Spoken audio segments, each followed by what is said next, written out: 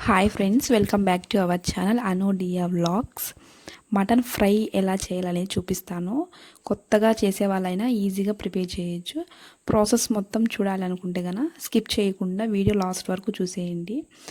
ముందుగా మనం మటన్ని నీట్గా వాష్ చేసి కుక్కర్లో పెట్టుకుందాము. ఎందుకంటే తొందరగా ఉడుకుతుంది, మెత్తగా కూడా ఉడుకుతుంది అనమాట. అందులోకి కొద్దిగా పసుపు, కొద్దిగా సాల్ట్, ఒక చిన్న గ్లాస్ ఆఫ్ వాటర్ వేసి ఒక 6-7 విజిల్ అయితే పెట్టినామంటే కనుక మంచిగా బాగా ఉడుకుతుంది మటన్ మనకి. అలాగా మనకి మటన్ ఫ్రై కావాల్సిన మసాలా కూడా ఇక్కడ ప్రిపేర్ చేసేసుకుందాం అనమాట.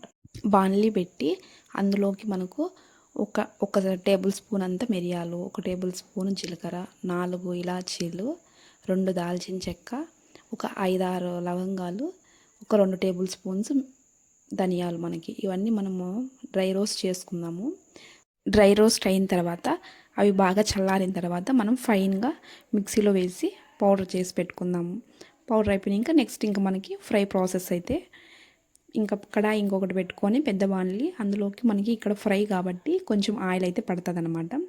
కాబట్టి నేను ఇక్కడ 3 గరిటెలు అయితే ఆయిల్ అయితే వేస్తున్నాను అనమాట.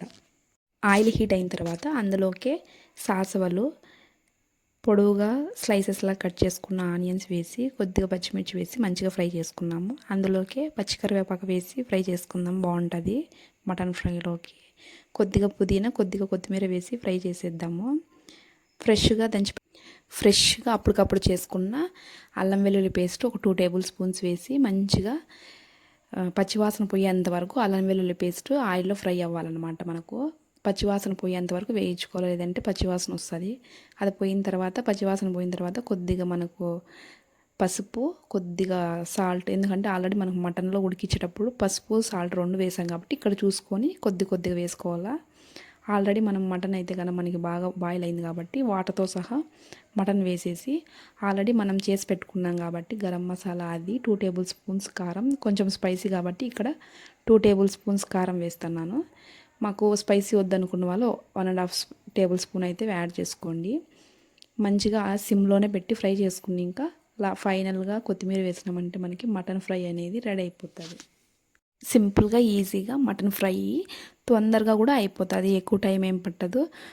ఫస్ట్ టైం చేసే వాళ్ళైనా కానీ ప్రాసెస్ మొత్తం చూస్తే కానీ ఈజీగా చేసేయచ్చు అనమాట. ఏమంత కష్టం అవ్వదనమాట మనకు. నేను ఇక్కడైతే సర్వ్ చేసుకొని తింటున్నాను వేడి రైస్లోకి. అలా నిమ్మకాయ పిండుకొని ఆనియన్ పెట్టుకొని తిన్నామంటే మంచిగా ఉంటుంది. స్పైసీ వద్దన్న వాళ్ళకి కొంచెం కారం తగ్గించుకుంటే స్పైసీ సరిపోతుంది. నాకు తెలిసి మటన్ ఫ్రై అలాంటివి కొంచెం స్పైసీ ఉంటేనే బాగుంటుంది అనమాట. ఇలా మటన్ ఫ్రై ఉన్నప్పుడు మనకు వేడి రసమన్నము ఇలా ఫ్రై పెట్టుకొని తిన్నా కానీ కాంబినేషన్ సూపర్గా ఉంటుంది. ఒకసారి నేను చెప్పిన ప్రాసెస్లో మీరు కూడా ట్రై చేయండి. సింపుల్గా టేస్టీగా బాగుంటుంది.